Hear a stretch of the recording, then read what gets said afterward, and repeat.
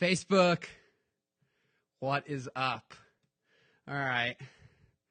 It's a little different time.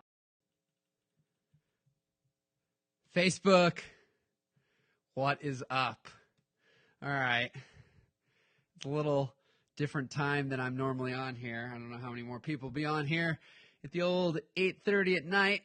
Let me check here, make sure I'm live, make sure I got audio. Facebook. All right. Rock and roll. Okay, cool. So I want to just pop on here for a minute. Let me get this back for a second. So there we go. All right, so I wanted to get on here and talk about this. I made a post about this, and I got a number of different comments about the statements that I made here. So people who work really hard and don't make much money, people who work really hard and make a ton of money, people who don't work hard and don't make much money, and people who don't work hard and make a ton of money. So I was having a conversation about this today because we were talking about, well, what are the variables? Like, is there any direct correlation to that the more effort you put into something, the more hours and time you put into something, the more money that you are going to make, and vice versa. And there's people in all of these categories, and on certain levels, things could appear to be equal amongst these people. And people gave different answers. One person said knowledge is power, and another person said, well, knowledge and action are powerful, right? Like that knowledge, I'm working there we go.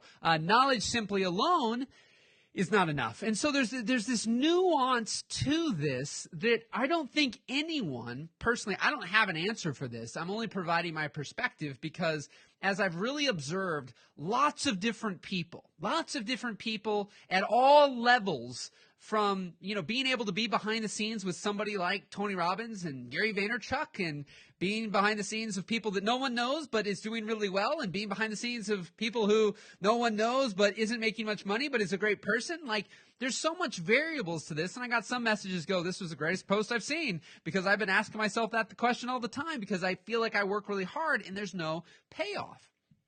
So what I found is that if you guys can hear me too, please leave a comment. And if you have your 10 cents or question or something to probe or a yeah, but about this, please leave me a comment here so that I know that you guys can hear me. I checked it and it seems like it's working, but give me a hell yes. But here's the thing too. We see people, especially if there's courses being sold or step-by-steps or formulas and frameworks to do this, and you too will have the same results. Although, again, there's nuances to this because there are certain things that you can replicate that can get certain results. But depending on what it is, you're not necessarily going to get the same results because everyone on some level is different. There are unique situations. Some people have tried to lose weight a bunch and they haven't got any results. Then all of a sudden they meet somebody or they get something and boom, it happens for them. Now, what is that? Why didn't it happen the time before that or the time before that or the time before that?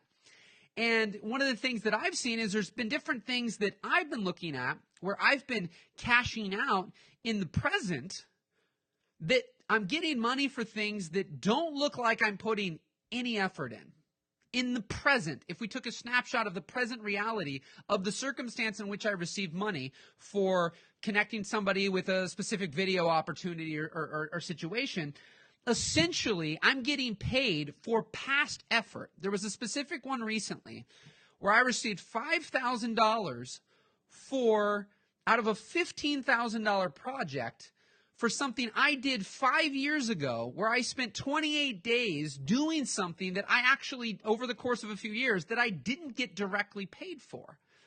And now it came back around and that job was being paid for that I ultimately, for various reasons, couldn't do, we'll say. But yet I connected with somebody and took $5,000 off of the top of $15,000. Now, I wasn't asking anybody to do anything I wasn't already willing to do, but I was able to capitalize and cash in off of past prior effort, energy, and time. And so there's an example where if you look at that, in that snapshot of life, my current reality looked like I didn't work very hard, but I made a ton of money. But the reality is in the past, I put in a lot of effort and a lot of energy, and 5 years later was able to cash out on that.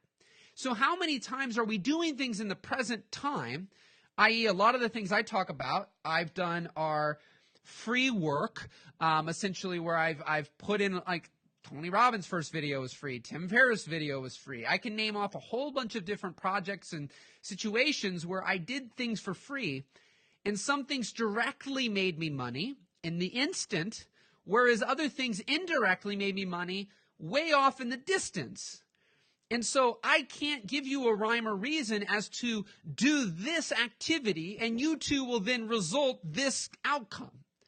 Because who I meet, my skill set at the time, my personality, my behavior, my interaction, the timing of it happening, all these things are what can't be controlled, but we hope or wish that they can be controlled by someone like me telling you this is exactly what you have to do.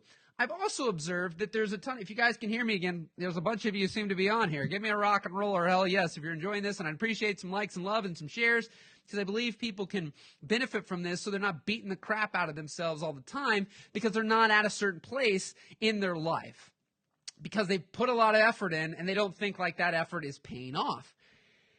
And so one of the things that I've found is that I see a lot of people, because there was one point in time in my life that I was on the verge of bankruptcy myself, and now I look back and I started observing a bunch of people who are in circles that I've filmed for, who have gone bankrupt, who have gone on to generate an enormous amount of money out of that bankruptcy.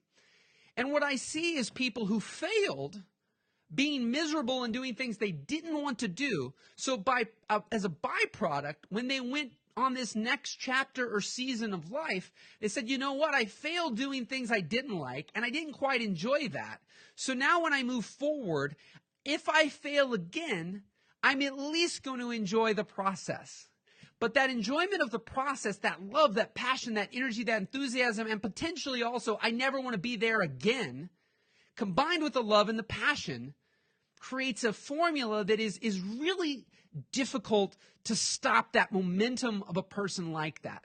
But a person who has a lot to lose because they haven't lost everything yet, they don't know what that contrast or what that feels like, a person who has a lot to lose tends to hit a little roadblock, and because they're already comfortable in their life and in their situation, they tend to go, hold on, I'm going to put the brakes on that because that doesn't feel quite right, so I'm going to go back to the more comfortable situation rather than the one that's creating discomfort or uncertainty.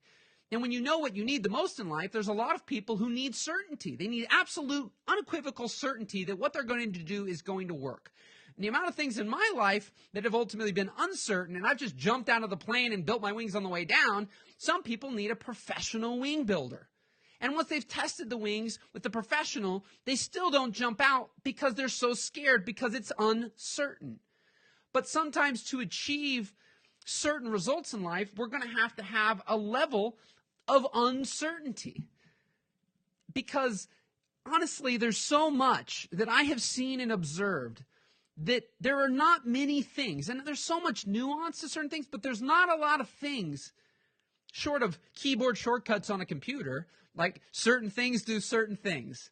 And unless you change them or customize them, they're going to do that thing, right, when you do it. Or hitting cap locks is going to give you cap locks on a computer if the computer's functioning properly. But outside of things like that, there's so much in life. There's many times. I had a buddy back in the day where he was the same age as me, 23 years old. He was getting $15,000+ to shoot weddings. And I thought, I'm getting like $2,000 or $3,000. By God, if I listen to my now friend and he tells me all his secrets, how he got $10,000 and $15,000 weddings, I will also film $10,000 and $15,000 weddings. Same age. For all intents and purposes, he even told me that the work I was doing was just as good or better than his. Why did I never get $15,000 to film a wedding? Was it because my work wasn't good enough? What was it? There's a ton of variables. He actually started when he was 13 years old. I started when I was like 19 years old. So he already had a little head start. The people he connected with, the talent that he had, there was a lot of nuance that I could not replicate because the people I met, the people I connected with, albeit phenomenal human beings, did not have $500,000 budgets on their weddings. They had maybe $20,000 or $25,000 or $30,000 budgets on their weddings. And I've used this scenario of like an ocean or a water bottle. I don't have a water bottle here. But if I took a water bottle and put it underneath the sink for 12 hours, it's going to still hold the same amount of water in it. I can't put 80 ounces into a 12-ounce water bottle. But you put a hose into the ocean, it doesn't do much, and you never see it move because there's endless and vast amounts of water in there. And so sometimes our clients are like water bottles or oceans. If they're a water bottle, they've got a capacity. And although there are exceptions to the rule, I'm not going to get $20,000 for a wedding video with a person with a $20,000 wedding budget, right? You're not going to get somebody to pay for your services, exceptions to the rule, of course. But your average, the rule is that there's going to be a gamut in there where there's going to be a capacity that someone's not going to go beyond most of the time. And so there's things here where people are doing what seems to be the equivalent work, where one is putting in the same effort, and they get, if it's again using video as a service or photography or web design, two people doing the same thing, and one gets $2,000 and one gets $25,000. Why is that? Is the one person smarter? Are they working smarter? Why can't the other person that only gets 2, why can't they get 25? Could they? They could. What does it take? Well, there's a lot of nuance that goes into that. Sometimes it's a personality. Sometimes it's, it's who we know. It's the connections. There's a lot of little nuance. But do we fit in with those people? Do we not fit in with those people? Some people, don't fit in with certain crowds of people. Super highly influential people who dress and talk and speak a certain way. Maybe you don't talk and speak and dress and act like those people act. So there's going to be a more difficultness for you to fit in with that crowd to be able to get the 25,000. Doesn't make you a bad person, doesn't mean you have bad work, right? But there's so much to this. When I sent the email to Tim Ferriss back in 2011, did his assistant respond to me? Why did Tony Robbins people respond to me? Plenty of people solicit these people all the time. There's people that, maybe you've solicited and I've solicited, or sent a message and I get a response and you don't. You get a response and I don't. Was it the time of the day that the response was sent? Was it how they felt that day? What were the variables? Did Myers follow him? I like him. He knows his stuff. Just seeing what we got in here. Nav, what's up? Wendy. So I'm curious. There's a lot of you have popped on here. There's about 14 of you on here right now. I'm just curious, where do you guys sit on this? A lot of the topics I seem to cover through the years when I did a lot more in video production, when I got on live things, and show a video, everybody's like, oh my God, what lens did you use? What camera did you use? What software did you use? I used to do that. I was the same way. I was like, oh my God, what lens did they use? What camera? As you get more into these things, people tend to sit dormant and not know what to say. Either they fear judgment. I don't want to look stupid. I don't want to say that. What will they think of me? I don't want people to know that I'm actually working my ass off and not making much money or whatever it is. And if you want to send me a private message, I have my thing open here too. If you want to send me a message and you don't want to, I always say that, give people that option. But I'm curious, where do you stand on this? What is resonating? When one of you were saying, where'd it go? Very timely. Like, what is it? What's timely about this?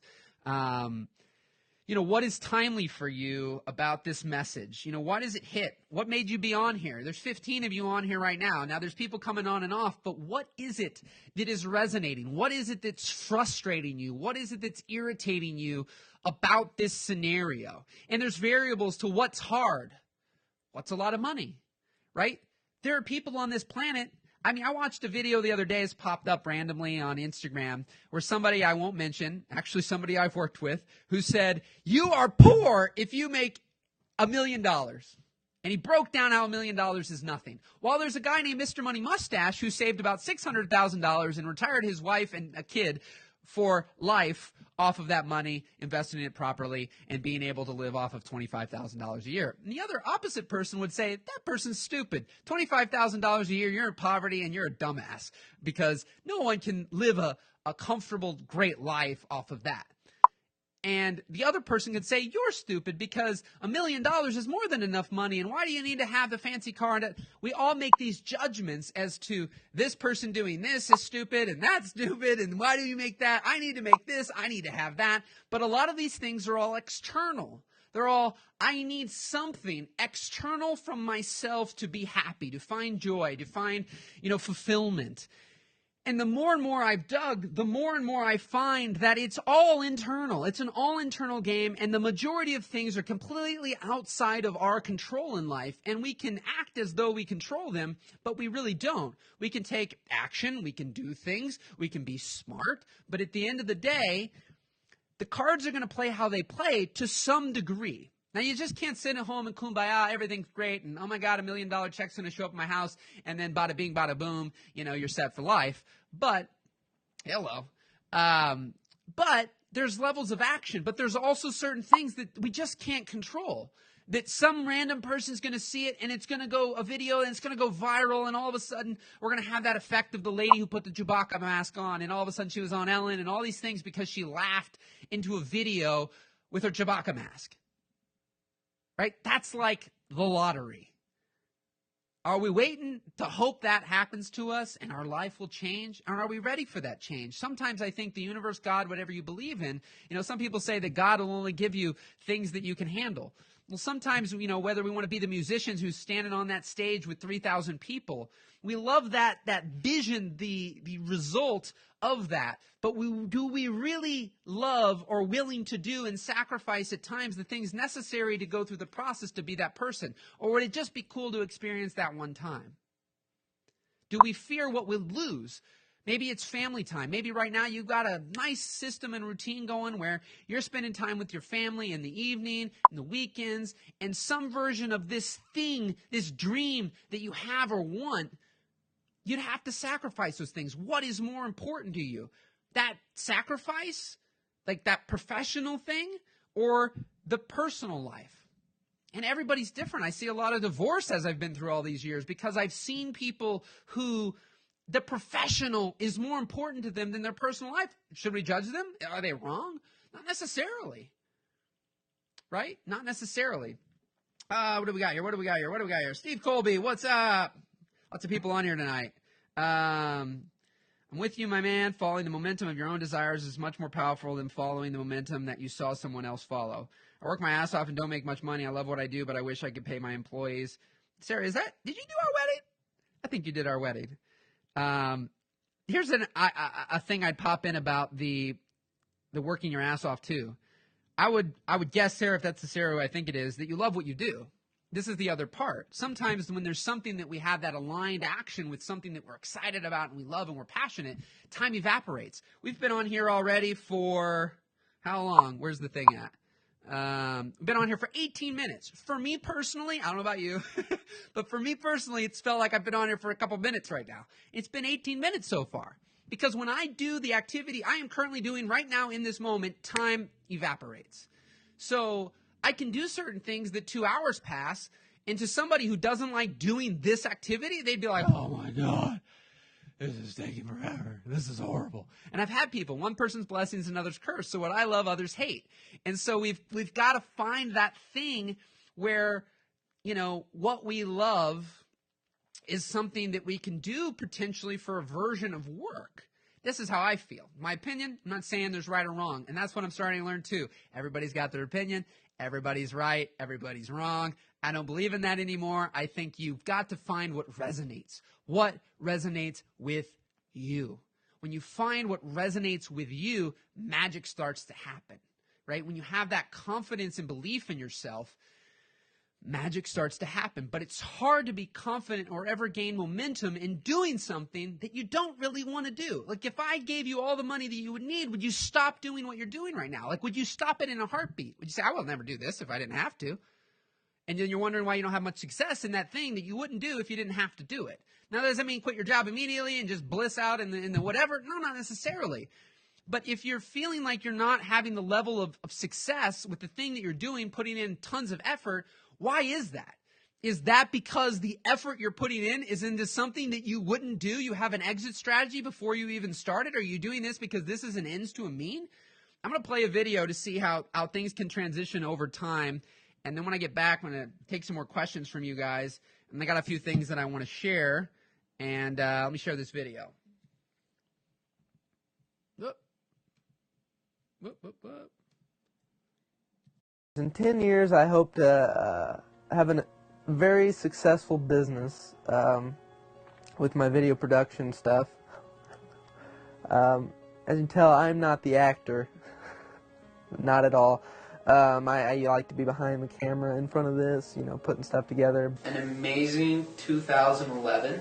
I started with nothing, and I've just surrounded myself with really good people. And, you know, anything's possible. I'm kind of goofy and kind of awkward in front of the camera because, again, I like to be behind it. Hey everybody, it's Michael Gavin here, and I'm super excited to be with you on Wednesday. We're going to do this video in 60 seconds or less. Thank you very much. Just kidding. All right, let's go at it. So I am fired up. Find what you're passionate about, but keep trying. Even in my trying to find what lights me up, I keep failing. I keep doing things. I keep trying so I can find that thing. What is up? So, it's interesting always watching that video, and I like to share that because I think it creates a perspective that things take time. You know, one of the big things I've kind of been saying here is there's this level of planting seeds that sometimes we're putting all this effort, we're putting all this action, we're putting all this energy into something, and it feels like it's not paying off. And you guys have been able to see people in this group who have had certain successes. They've been able to go full time. They've been able to quit their job. They did a free video, and that turned into 10 paid jobs. These things happen. The problem is there's the opposite person who doesn't always speak up, who goes, I did 18 free videos and I haven't gotten one paid job. Right? There's these things that happen. But who's right and who's wrong? The person who's done, I mean, I'm exaggerating slightly here, but let's say the person who's done 18 and it hasn't worked, it's going to say, free work sucks. That doesn't work. I saw some comments before. Worst strategy ever. I would never do that. Right? So there's things that are going to work for certain people. There's things that have worked for me, and I'm going to prophesize those things and act like this is the way. And then somebody else is going to say, I've done that and that doesn't work. And that's what I've learned is, and when coaching and supporting, especially videographers like yourself, that for me to say, especially the post we made today about introverts and extroverts, there was 55 extroverts and, 55 introverts and like 20 extroverts.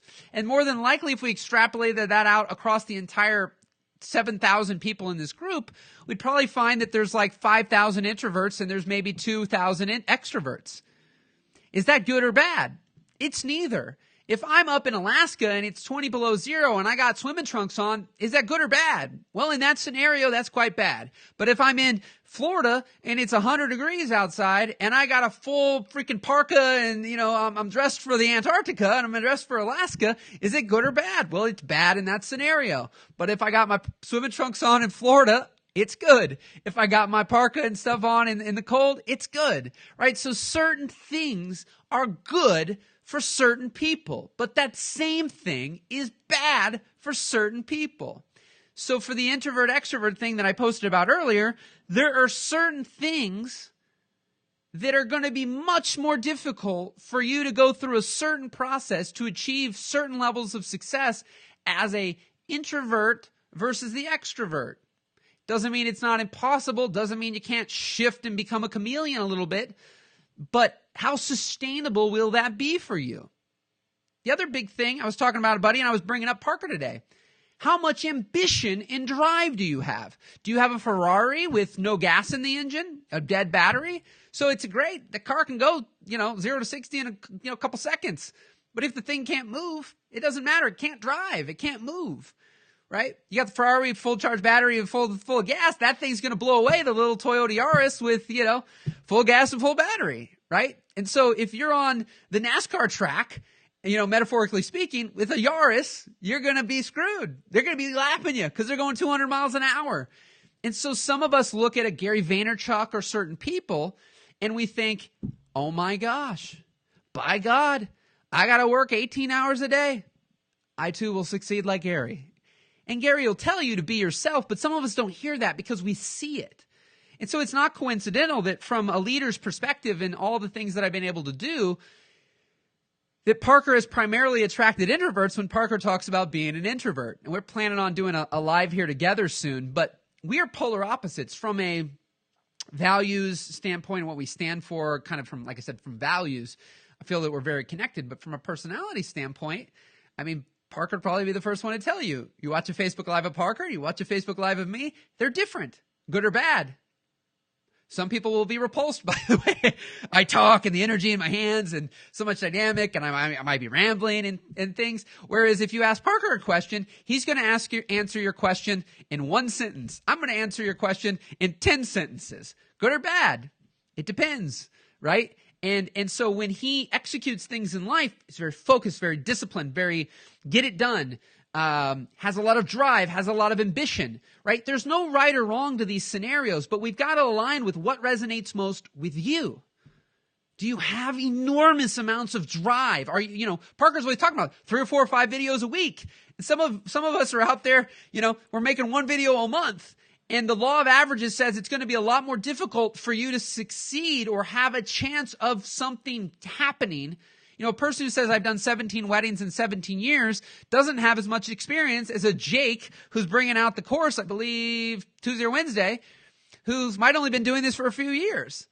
Because his execution, his intensity, his frequency, all these things have been greater than a person who's done a little bit year by year by year by year by year. Right? So just being like, I've been doing this for 17 years. Well, it doesn't mean anything. A guy who's been doing it for 17 months can have more experience than a guy or gal for 17 years. Right? Because the guy in 17 months has done more work, more experience, more things have been accomplished in that 17 months than the 17 years. And so there's a bunch of you. There's about 17, ironically enough, probably why I said 17, of you on here right now, 19, 20. You keep popping on and off. I'd really love, one of the things that I feed off of, I'm really transparent. I'm really honest. I mean, you can only know that if you get to know me, but I'll share pretty much anything, short of you being goofy and asking something stupid. But I'd love for some interaction here. There's been a bunch of you popping on, popping off, popping on, popping off. But there's been a good 18 to 20 of you on here for the last 25, 30 minutes here. What are the things that you're struggling with? One of the biggest things I love, and that when I'm trying to collaborate more with Parker on, and a few people have been messaging me about, is mindset. I believe it's so powerful and so at times undervalued and overlooked. We focus, there's so much talk in the group about what lens and what camera and what software, and that's the sexy thing. I get it. I've been there. When I was in that game, my income spiked at about probably $60,000. When I was in the game of what lens are you using, what software did you use, what camera did you use? What stabilizer did you use? What plugin did you use? What render setting did you use? Those are necessary things to end up accomplishing a good result that could be of value and that you can, of course, sell. I'm not saying it's not important. It is very important. But we all know somebody right now. You've seen somebody in this group. God bless it. You gave them a big high five and a hug when they freaking said they went full time and they showed their work. But come on, you've seen some work of a person that went full time. And in your heart, you said, their work's not as good as mine. How the hell is this person making the money? How the hell did they quit their job? What we don't talk about is that person needed $18,000 a year to live their life. Or what we didn't talk about is that person's got a husband that made money. What we didn't talk about is the 10 years they've done this prior, right? There's all this nuance that we don't see because we see a snapshot of what somebody posted. We see a paragraph, we see a video, and we judge that paragraph and that video. And so I'm here to say that the mindset side of things, the more focusing on relationships and connections, is what took my business from 60,000 to grossing over 100,000. And I haven't grossed less than 100,000 since 2008. So I made, in high school, my junior, senior year, I made 4,000, 8,000, 60,000, 40,000, then 100 and like 6,000, then 140,000, and then I hired somebody, we did 275,000, then we did 400,000 almost, then I lost that person, then I went backwards, and so I've had this fluctuation, but I've never gone below that because my relationships and my connection have trumped my talent, because people have hired me without a shadow of a doubt for my personality first, and my personality, my credibility and credentials, and probably third, my actual work. Because there are far more people, far more talented than me right now when it comes to skill set than myself. All right, some things popped up. Sweet. Rock and roll, my friends. So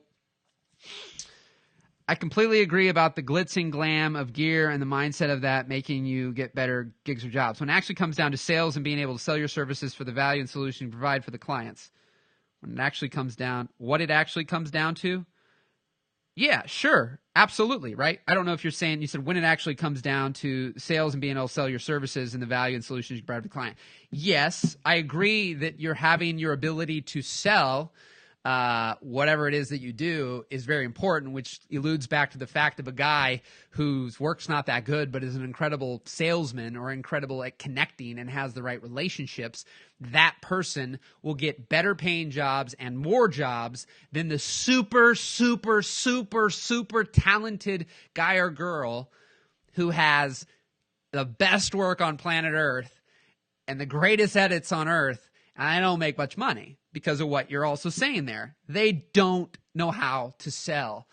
And I would argue that the exception is an introvert who's practiced or become more the ability to sell. Introvert or extroversion doesn't mean whether you're a good or bad salesman, but a person who tends to be extroverted. I've messaged a lot of people, and the extroverts tended to either not have a job and not be employed, not be doing that well, and didn't really care, and they were working their way, or they were doing really well. And I would say the majority of the introverts that sent me a message still were employed, or they were struggling, basically.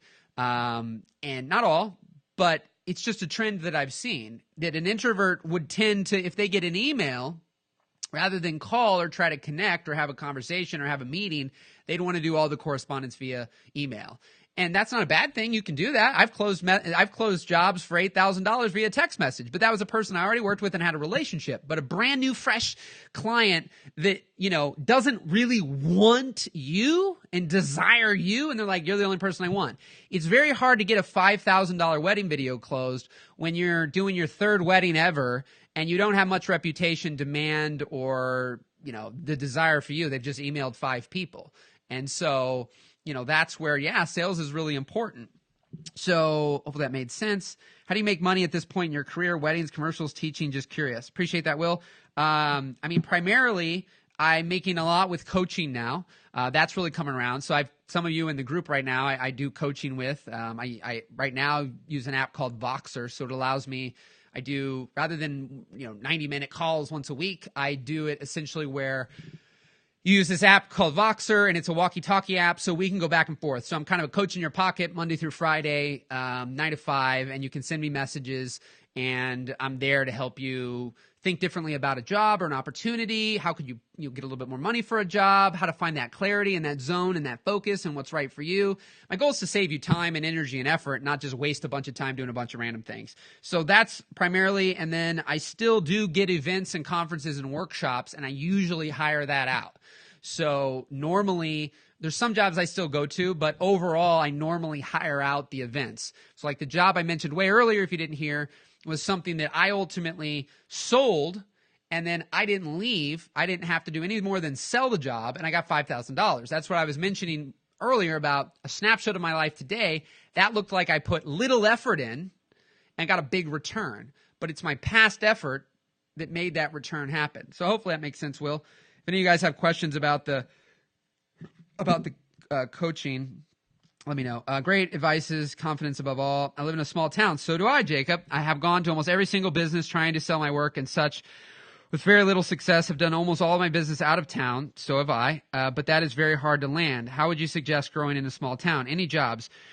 Any jobs I may get around here are giving me about $200 a video, and have proven how good of videos I can do. I've been flown to different states to do videos and of how good they are because they can't get them here, so they just won't pay me more.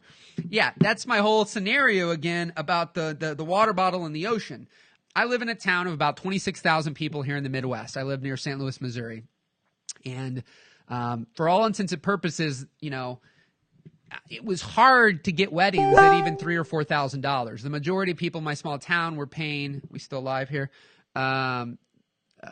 the majority of people in my town, let me make sure we're still good. The majority of my people in my town, were paying a couple $1,000s. When it came to non-video or non-wedding projects, the same thing. What I can fly to New York and be gone for a day and get $8,000 in Manhattan, I'm going to get $800 here locally. So similar effort, well, excuse me, yeah, same time, like it would take me the same amount of time to do the thing locally, except I have to fly somewhere. But because Manhattan, everything's elevated, I'm able to arbitrage the fees and get way more money in an area that values things way more than doing it in my small town. So is a water bottle that holds 12 ounces ever going to hold 80 ounces? No. So is a town, are you going to find some people who would value paying you more? Absolutely. I don't not believe there's not some unicorns in your town that would pay you far more. That's a whole thing that the guys mentioned earlier. Your ability to sell, your talent, your expertise, all these things combined. So how do you get paid to do the work that you get paid to do while traveling in your town? Again, is it a water bottle or an ocean? You know, are you dealing with a bunch of people, you know, dealing with wedding couples whose budgets are $20,000 trying to sell them $20,000 wedding videos? Good luck. Are there some that will? Absolutely. Are you going to have a hard time finding them? Probably, right? That's the problem there. And that's where, I mean, since 2012, about 98% of my income, grossing again over $100,000 to $200,000 a year, 98% of my income has required me to get onto a plane and fly somewhere else. So I can take a greater income and live in a smaller town, so my expenses are far lower. Because if I lived in San Diego or New York making the same money, you know, living in Manhattan, boy, my 100 and something grand wouldn't go very far, but it goes hella far where I live. And it requires me ultimately then to work less. I don't have to, same thing here, work hard, smart, whatever you want to call it. I don't have to work 5 days a week anymore like I did when I first started. I had like 300 clients when I started in my tab on QuickBooks, and I made 60 grand. To make the 400 grand that 1 year, we had maybe 30 clients. But that's because half of that 400 grand was made from like 6 clients, and the rest of the money was made from the other 80%. That's the 80-20 that even Parker mentions, right? So 80% of my income came from 20% of my effort. I hope that makes sense. Jacob, if you want to probe some more and ask again, that's fine. And again, any of you, people are typing questions right now. How do you deal when you start to compare with the rest of people in terms of video quality, setup, cameras, equipment? Honestly, one of the things that I found, that even though people like Gary Vaynerchuk or whoever might inspire you, or might be not saying negative things, if you can't seem to find the inspiration from the work or from the people, my best piece of advice is what I would call a low information diet. What does that mean? Stop looking at all these things. I find that there's certain behaviors and things about myself that effectively, it's harder for me to fight. The willpower for me to fight it is greater than just killing it. Like, for me, sometimes it's all or nothing. This is me, personally, how I'm wired. So certain things for me are all or nothing, not, oh, well, I'll still get on social media and I'll just check it, once a day. It's very difficult for me to do that. I have a thing called Newsfeed Eradicator. So on my laptop, I don't even see anything in the newsfeed because I want to intentionally look at the people I want to see. Not have all this stuff pop in that could still be positive. But if that's happening to you, if you're looking at people's work and rather than finding inspiration, you're getting discouraged, then you need to stop looking at it. I would argue a lot of you, based on Parker's course alone and different things, you got all the inspiration you need, you got all the knowledge you need, and you got all the ability to create great things. But if you're getting discouraged by continually looking at people's work who you think are farther ahead or that are better than you, then you need to start to remove those things and take action. Out of mind, out of sight type of thing is what I found. So the more out of mind it is, the more out of sight it is, the easier for me it is to not affect me. It's kind of like if you were an alcoholic and I just keep giving you alcohol every day and you haven't overcome it yet, it's kind of going to be hard for you to stop drinking the alcohol, right? The willpower, when it's sitting right there and you're an alcoholic, like that's kind of with me with social media on my phone, honestly. Like if it's on my phone, I've deleted it multiple times through my life in the last few years. When I delete it, I'm really good. When I got it on my phone, I check it 1,000 times a day. It's hard to fight. So I get fed up and I delete it. And my career personally has been built off of relationships and connections, not really off social media per se. That's me personally. It's contributed, it amplifies, there's positives. I'm not saying that it's all negative, but for me, it's been the connections, the relationships, the word of mouth, the referrals. Those things are what have helped me more than just aimlessly posting on my personal page or whatnot. So Jeffrey says, I don't think it's fair for us to think that we deserve what others have. And I don't think it's fair to say that we are better. I think that if we aren't in a time where things aren't working and things are hard, that we should remember that it's the hard times that make us stronger. And I wouldn't be the person I am today. Absolutely. And I agree with that, Jeffrey. I think that we all need to have levels of struggle, right? If it never was sunny, you wouldn't even know what the sun is, right? There's no contrast.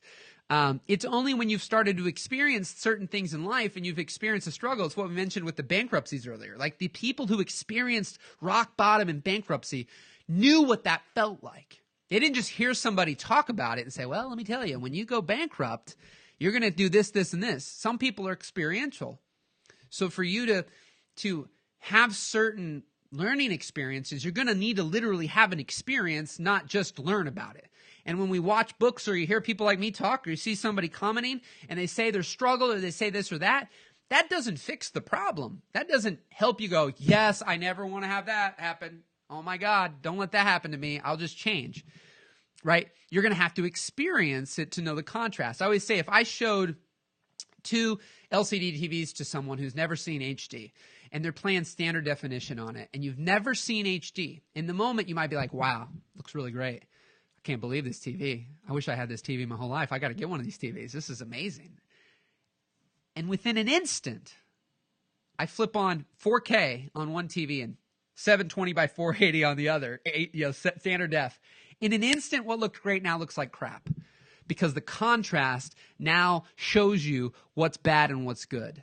And a lot of us in life haven't really experienced the contrast to know what a struggle is, to what's good, what's bad, what's right, what's wrong. That's why when Parker says, try a lot of different things, do a lot of different things, I totally agree. Because if you lack clarity on what you love, having people like me say, oh, I love this and you should love that and somebody else loves this and they love that and real estate's great and it doesn't mean anything.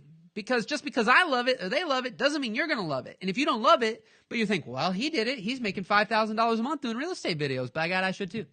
It's like, yeah, but if he's enjoying it to some level, he's going to have greater success than the guy who doesn't want to do it at all. It's like with weddings. The people I see who really hate weddings don't tend to have major success. It doesn't mean they won't have any success.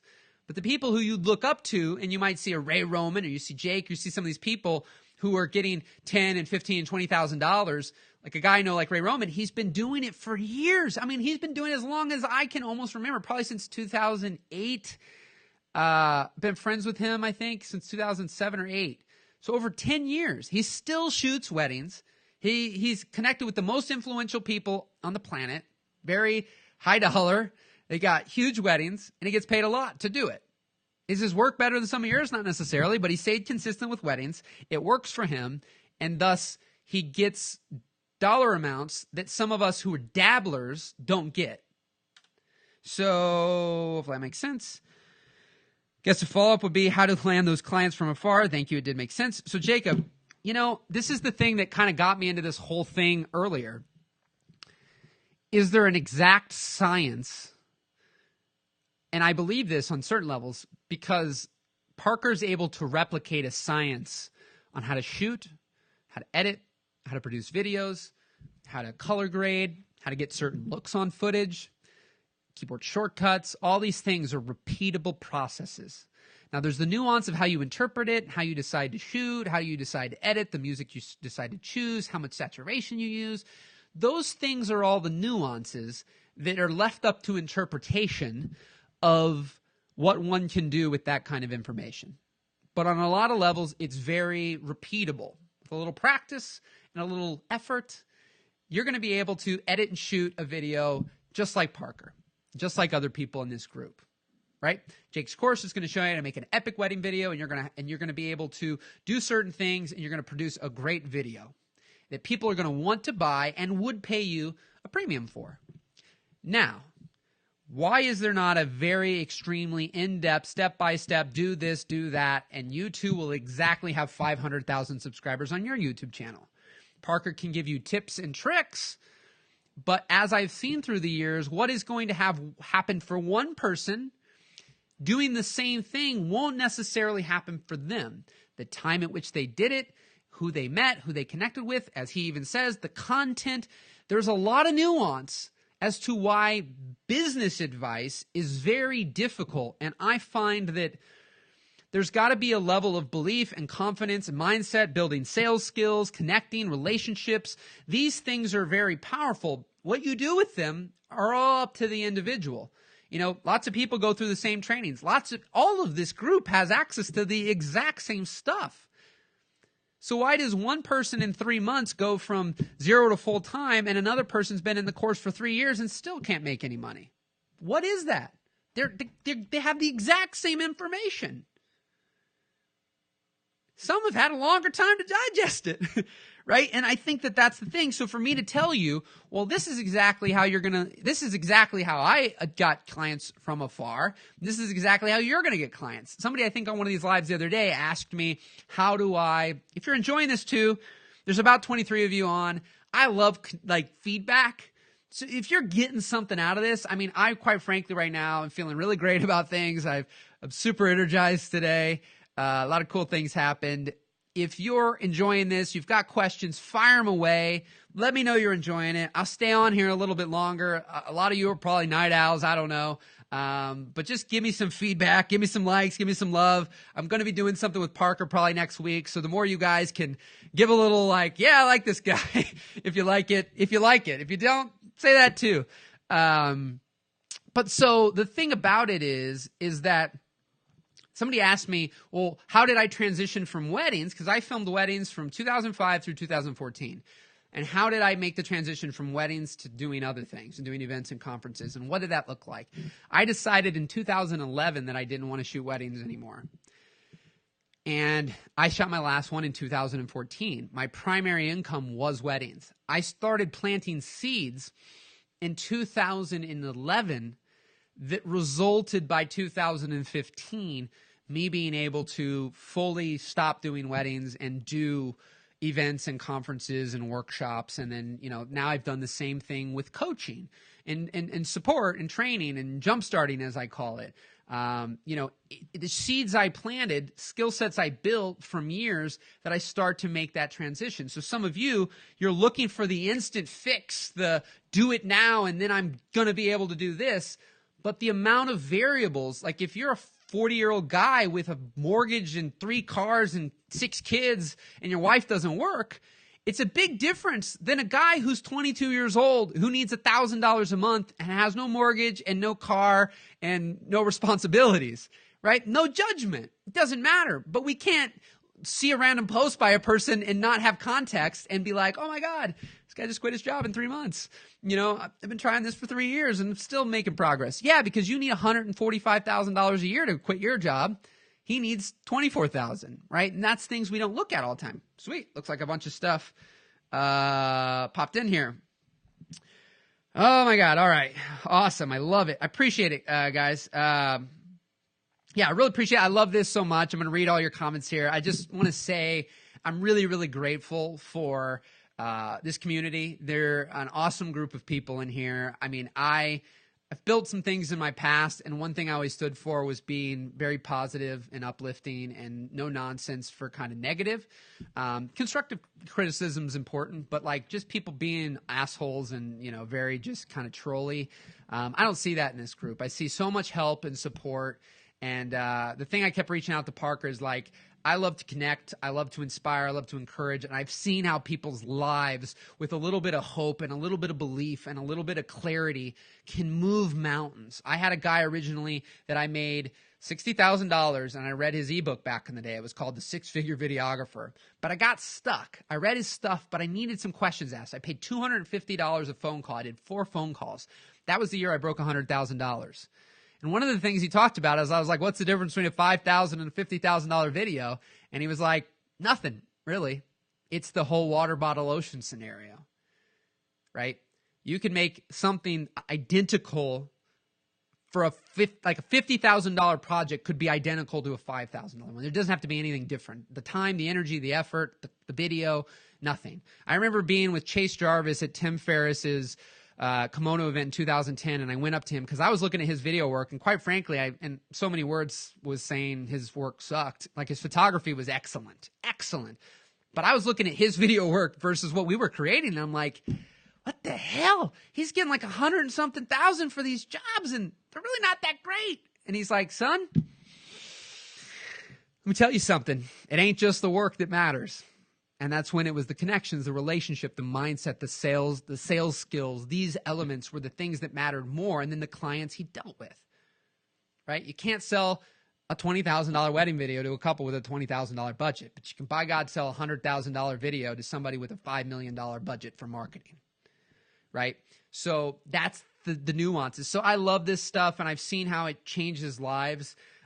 It's what I'm really dedicating my life to, and what I'm trying to poke and prod more with Parker to offer more, again, mindset training and some of these things, because when you get that right, I've just seen how, I mean, a guy that I did some coaching with a few years ago just sold his company for $450,000 to a cruise company. And 4 years ago, this guy was literally had his car repossessed, his house repossessed. He lost his job and was not doing too well.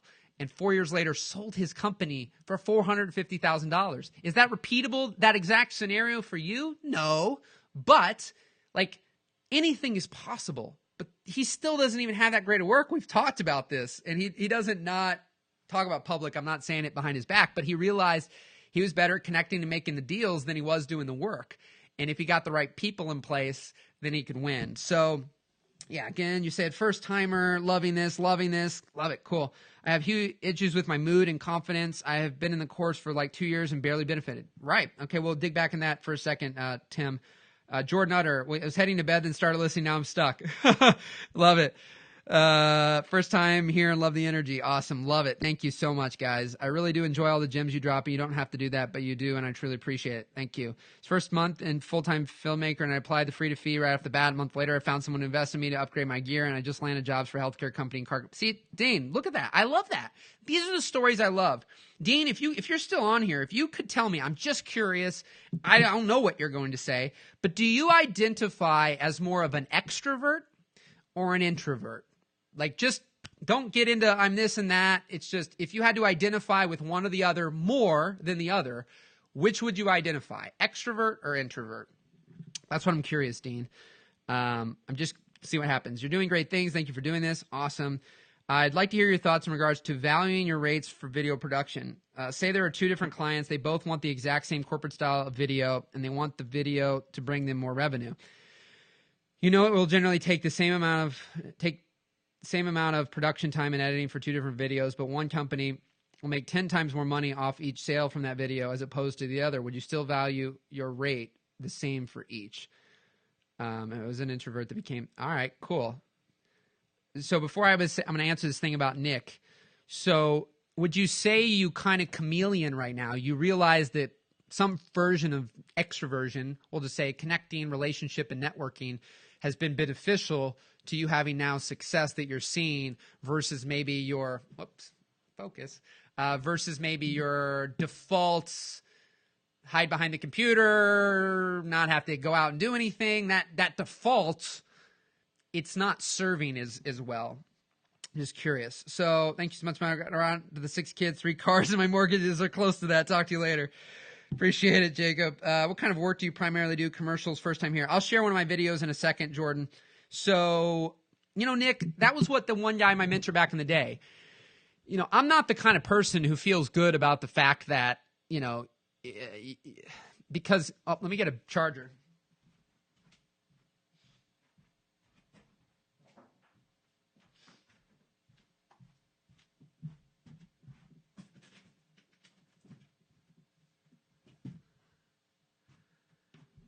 So I'm not the kind of person who wants to judge a book by its cover and be like, oh, you pulled up in a Ferrari, let me charge you $15,000, and you pulled up in a Yaris, let me charge you $2,000. And I think the reality is, we all know, like, Mark Zuckerberg drives like a freaking Prius, you know, got plenty of money. So you can't always, of course, even judge a book by its cover. But I think video production is so nuanced that it's hard, right? Like, Parker doesn't go around saying, oh, well, this guy makes $80,000 a year. We're going to sell him the course for $2,000. But this guy makes nothing, so we're going to sell it to him for $200. it gets into a pain in the ass trying to prejudge and connect and talk and see through and where's the value for them. And oh my God, I could sell this video for $15,000, but I can only sell this one for $2,000. It's the same amount of time, work, and effort. So where do I value myself at? Some would argue, well, by God, your value's at $15,000, so don't ever go lower than $15,000. But I see plenty of people who tell people to double their rates. And it's like doubling your rates is a great piece of advice for somebody who's really in demand, has a lot of work. People, they have more demand than they have supply. And by proxy, you could double your rates and lose half your people and still have half your people and make the same amount of money. The problem is when you have nothing there, you have half of nothing to lose, then the people who I see are like, oh, I've been doing weddings for 3 years. I do about 3 weddings a year and they're about $3,000. It's like, yeah, they turned down, they got 12 leads and they only got 3 weddings. My goal would be if I got 12 leads, I'd want to go do 8 weddings. And even though you could go, well, your rate's too low, you're booking everybody. Yeah, but I only had the ability to book 12 all year. So you're more likely to get more referrals and word of mouth and these things happening the more you do. So depending on where you're at in your career is also a big variable as to how sticking to your guns you do. I saw Jake make a post the other day. He said, I stuck to my guns at 4,000. Just words of encouragement to stick to your guns. Again, nuanced but great advice if you're in the situation he's in where he knew that another 8 people were going to be interested in that prime date that he had. I did that too in my career. There was dates where I'm like, yeah, I'm going to get 12 referrals. I'm going to get 12 leads on this date. The likelihood I book somebody is pretty high, so I don't need to discount it for you. While January 24th would maybe get 0 referrals the whole year except for 1. And so I go, well, it's 2 weeks away. Whatever. If I can get $2,000 for it, great. But on a prime date where you got more demand than supply, you hold to your guns a little bit more.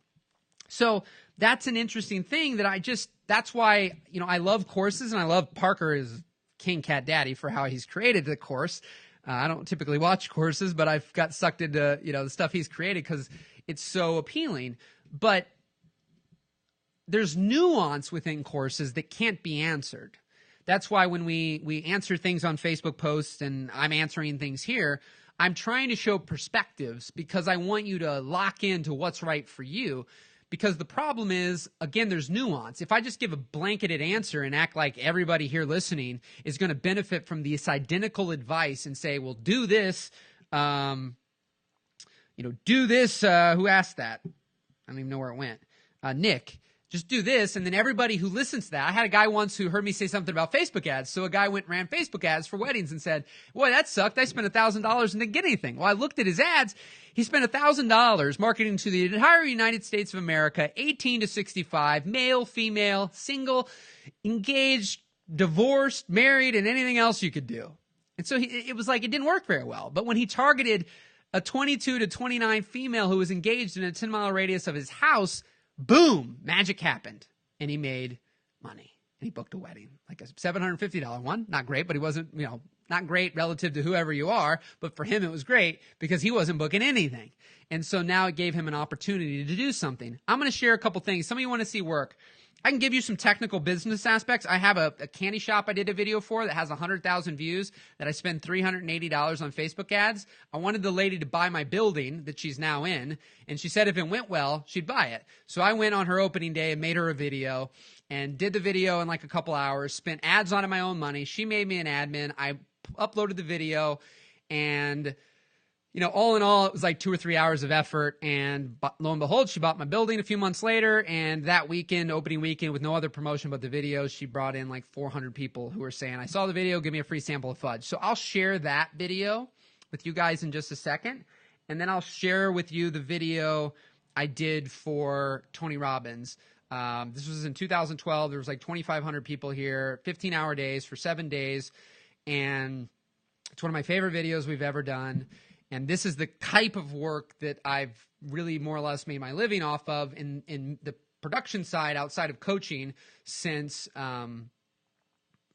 2012. So, and after this video, while the video is playing, type your questions again. There's a bunch of you on here. Again, some of you have commented. Like I said, if you're really enjoying this, I love doing this. This is my absolute love. I've been in video production for 13 years now. I'm 32 years old. I'll be 33 this year. I've shot over 300 weddings. Did my first same-day edit in 2006. I've worked with Tony Robbins and Tim Ferriss and Lewis Howes and Richard Branson and Gary Vaynerchuk and all sorts of different people. And, you know, it's been a wild ride, but I love so much. If you can't tell through the way I'm delivering on here, this is what I love. And I'm trying to, like I said, I'm going to be doing a live with Parker, it seems like next week. But I'm trying to tell him that more of the mindset and this kind of work and a little bit different strategic support outside of just the tech, I think will really benefit this group. So again, if you guys could leave some likes and love and some comments and some yes, more of this, you know, tag Parker, whatever you want to do. Again, if you loved it, if you're not, I get it. But a lot of you have been on here for a while. I've been on here for an hour. I'll be on here for a little bit. I'm just on fire right now. The numbers are pretty sustainable, so I'm not getting a major drop off, which is a plus. But anyways, this is what I love. And, you know, I do some coaching where there's some of you I have right now where I offer kind of this on-demand support. So Monday through Friday, you have access to me kind of in your pocket through this app called Voxer. If any of you are interested in that, you know, send me a private message or whatnot. I'd love to. I offer a trial for 30 days, and then you can pay after that. But I say love it or leave it, rock your world for 30 days and give you a lot of value, and then and go from there. So if you guys are interested in that, if you've been loving this, you kind of have personal one-on-one access to me via that. So here's a video we did for Tony, and we'll go from there. Whoop. Sorry. Hold on.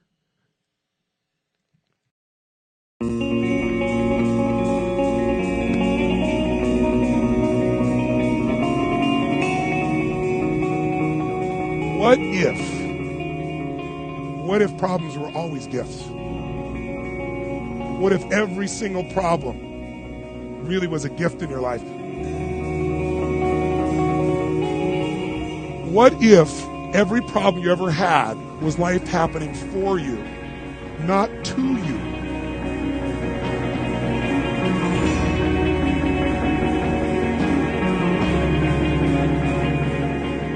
What if everything in our lives is guided? What if everything in our life was divine timing? Everything. Even the pain.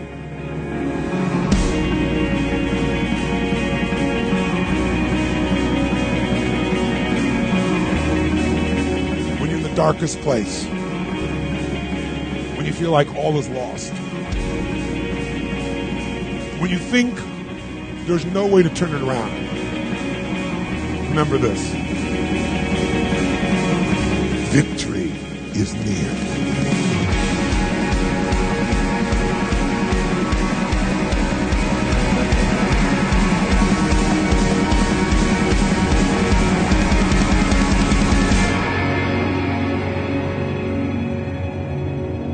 I would like to thank you for reminding me that it's about what's inside, it's about your spirit, it's about what you can give.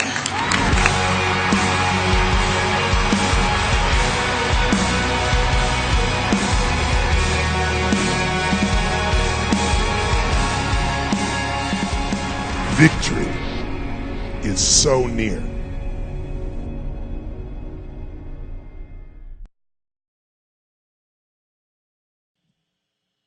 All right, there we go. So perfect. Yeah, so that's that video. If you have questions about any of that, let me know.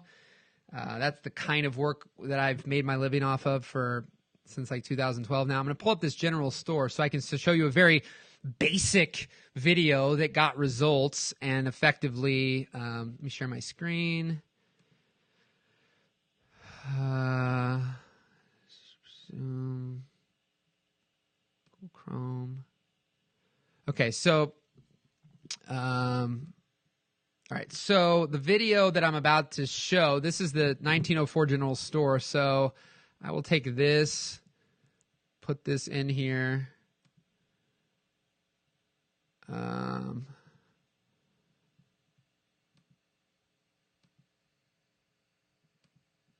So I'll put this in the comments. Okay, so I'm putting in the comments this page that you can check out. And basically, if we go over to videos.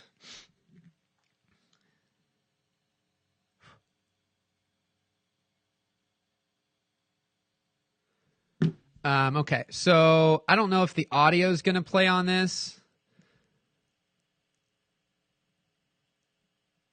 I don't know if the audio is playing.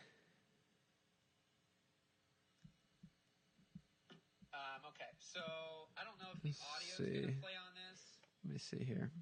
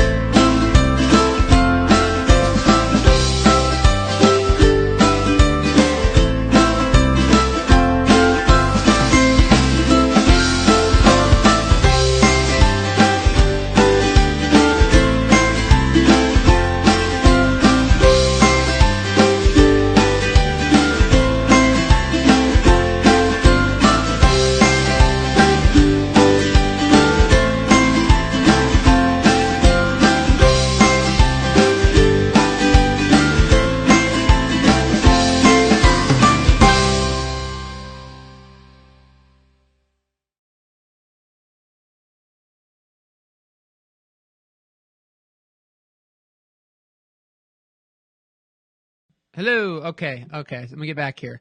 So that video didn't really play that well in here. I've linked it up in the chat if you want to go see it and then click videos. It's the only video they have, but it's got 251 comments, 1,600 shares, 1,800 likes, and you can see that it's got you can't quite see here in this picture, but right below on the left-hand side, it's got 100,000. You'll be able to see here in a sec, maybe not. Let me move my face out of the way. Yeah. So you can see there it's got 107,000 views in 4 years. So basically that that video served my purpose of being able to buy the property right next to that video, right next to that building. And I just went in. I mean, I didn't know the lady that well. Just went in with my glide cam. That was a glide cam. I think it was probably 5D Mark II with a 16-35 on a glide cam, 2000. And all I did was have that set up, went in and filmed a little bit of footage in like 30 minutes, ran back, edited that simple piece, threw it up on the page, ran some ads that were like 25 to 45-year-old male and female within a 10-mile radius of that place. And we spent like $280 in a couple weeks. And then I spent $1 a day for a year just to gather data. And like, it worked. One, she bought my building, and two, it brought a bunch of people in. But local targeting and amplification of a video like that can work really effectively. And the other thing about it is, it's like, it's so basic and simple. Now, I've done it with some other people. It didn't get the exact same results. It was a lot about this old building. It was old World's Fair building, and people didn't know what it looked like on the inside, but it drove traffic and it worked. But, you know, that didn't take me 3 weeks and like thousands of dollars and tons of time. It was very simple. And sometimes the simple can still be very effective. So hopefully that's helped. Can I ask how much you charge for that Robbins video? We had a $120,000 contract for 4 videos, and basically each one was $30,000, which, you know, at the time it was the biggest thing I'd ever had in my life. Like, I never for a single project was paid more than, I don't know, $5,000 to $8,000 at that time. So to have an entire project valued at like $120,000 was freaking insane. But and everything was amazing. So many things have played out. I have nothing negative to say about it, but this the perspective that, you know, Tyler, for hours, I made more money filming a $3,000 wedding than I did for that, because basically I had probably the equivalent of 2 wedding days per day that we shot. And that was 7 days, because they were about 15 hours a day. And then to make that video was over a month of editing with my editors. So it was an enormous, I mean, we had like 60 hours of audio and video and things to kind of sift through to create that video. So, you know, I got $3,000 to do a same day edit at a wedding for one day locally. So when you time that out, like, incredible opportunity, wouldn't change it. But that's where sometimes, but I've had, the biggest of the big on certain levels, like they all have caps because everybody sees things valued differently. Now, Tony's, since then I've connected what we've done. He's now, spending far more than that, hired in-house, and keep losing focus here and there. Hired in-house, and they're doing a lot of things that we even just try to describe to them. Like, we're kind of ahead of the curve. I have another video where I had we had helicopter shots before there was drones in 2012 when we went to Fiji. So there was a lot that we were doing that was new to Robbins at the time that now they're doing really hardcore with a full-time team now. I mean, I saw Gary Vaynerchuk in 2016, and I had done stuff for him in 2010, and he was like, yeah, man, what you did for me for free in 2010, I didn't need, didn't care, and wasn't interested in. And D-Rock did the same thing as you at the right time. And so some of this stuff is literally timing, and we don't know what that right timing is going to be. Hopefully that helps. Holy cool. Your videos are appealing and so inspiring. Got your previous, I keep losing focus here. Sorry about that. Your videos are appealing and so inspiring. Got your previous handcrafted business film. Learned heaps from it. I lost what else you said. Yeah. All right. You guys are getting tired, I see. It's getting late. You're getting tired. We held pretty steady there, my friends. We held pretty steady there for a good chunk of time. We had a good 20 to 25 people going strong there for a while. Depending on where you're at, it's getting pretty late. Unless anything pops up here before I get off. Now we pop back up. But if anything else pops up real quick, some of you have been on here a long time and you've been itching to ask something, but you've been holding your breath and you haven't asked, go ahead and leave a question. I'll answer one or two more. If in the next couple minutes there's no more questions that come in, I'll probably call it quits for tonight. But again, if you've been on here for a while and you haven't already, hit the like and love button. I'd appreciate it just to continue to showing that the group here is really enjoying this type of content. Like I said, I've been emailing back and forth a little bit with Parker. We're planning on doing a live together soon, and just been pushing a little bit more some of the mindset and the business/mindset relationship type of things to supplement the vast epicness that is the training that Parker has put together on the technical aspect, and just support on that other side to help people get greater clarity, greater confidence, greater connection for the things that give them the alignment to really break through and have a lot greater success. That is a lot easier with the post I started than it is hard. And it'll be easier when you're in alignment with what's right for you and not what's in alignment with somebody else. Josiah, you just popped on. Man, we just did a rocking thing here. Jordan, best books, courses, etc. for sales training. Travis Lisa, sorry I only jumped on. Where did you learn about Facebook and Instagram ads and perfecting that? First of all, the times I've done it is not my sweet spot. At the time, I learned, honestly, solely by trial and error, which is about 95% of my career in life is by trial and error. I don't learn well through courses. I don't learn well through like reading or watching things. As a whole, I learned by just doing. I mean, I started my business in high school.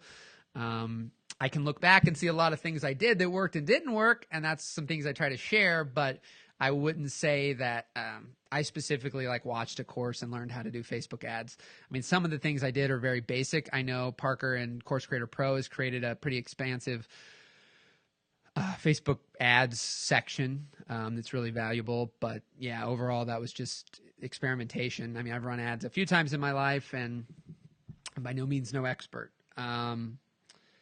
Best books, courses, etc. for sales training.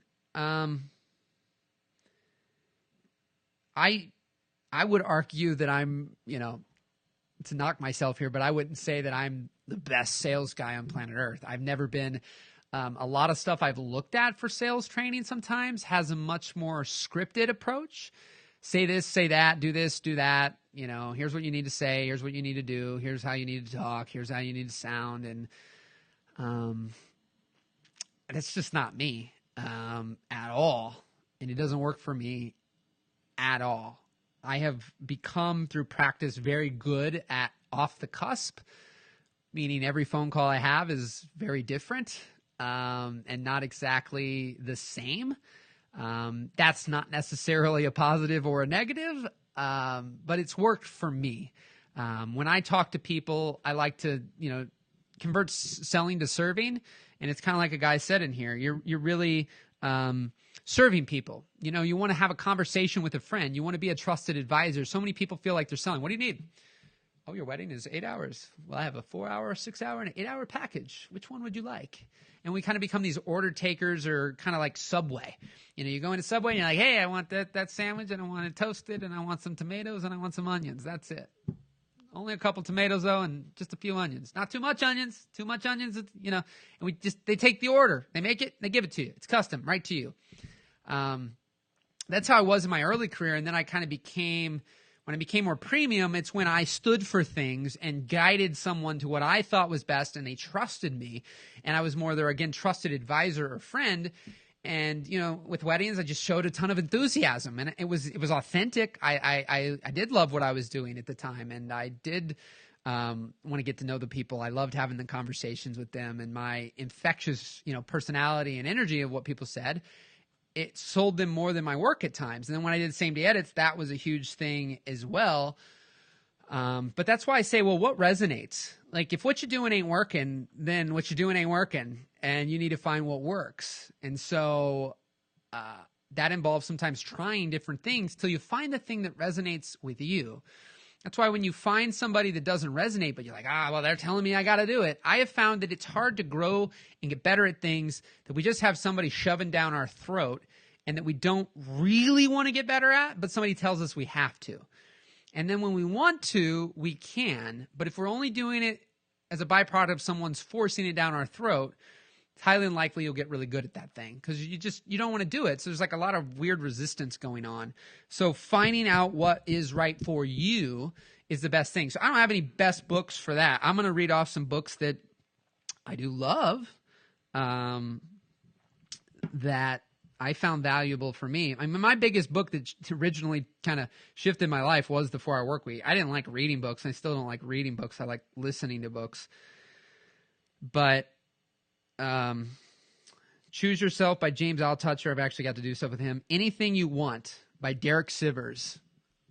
Absolutely love that book. The audiobook is like an hour. It's fast and easy to listen to.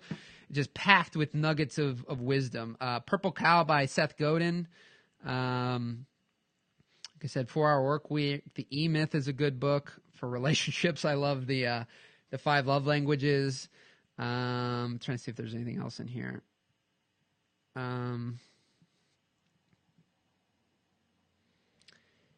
Yeah, I mean, there's probably handfuls of other things, but those are some of the main books that I've gotten a lot out of. Just looking here. Yeah. So, see if anything popped in. So anyways, I hope that I haven't taken any courses on sales. And overall, I really haven't read any books. So those are some of the books that have helped me in life. Okay, I thought I could go longer. Been talking a lot today. Rock and roll. It's been a good night. This seems to be a better time to do things. I typically do things during the day. It was a little bit of a different night here with my wife, so I decided to pop on over here and do this evening. And got some great feedback. Excited for all you guys. Just know that really anything is possible. And, a lot of my message, although cliche, although simple at times, is don't beat yourself up so much. And some of the things I'm saying here is as much that I need to hear as any of you need to hear. But don't beat yourself up. You don't deserve to have the worst person in your corner sometimes is you. You're beating yourself up more than anybody else is beating yourself up.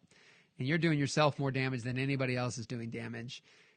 And just know that it's an internal game, not an external game. And when you get in charge of your internal and know that there's a lot more internally and how you feel and think and that you do have control over and can start to practice, your external is going to fall right into place.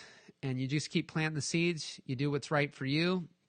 And we can get nuanced with this. That's why, like I said, that's what I'm doing with some of the coaching that I'm doing with people. But yeah, it's been a fun night. And thank you guys for sharing this last hour with me. Appreciate you so much. And if you've enjoyed this, leave what you enjoyed. I'd love to hear feedback from you guys. I always love reading that. And I know if it's resonating, to do more and talk to Parker more about it, because we've been having some conversations. And we'll go from there, my friends. So have a fantastic evening. If you have anything, send me a message, add me as a friend. We'll rock it out. We'll connect. We'll go from there. Have a fantastic evening, and we'll talk soon.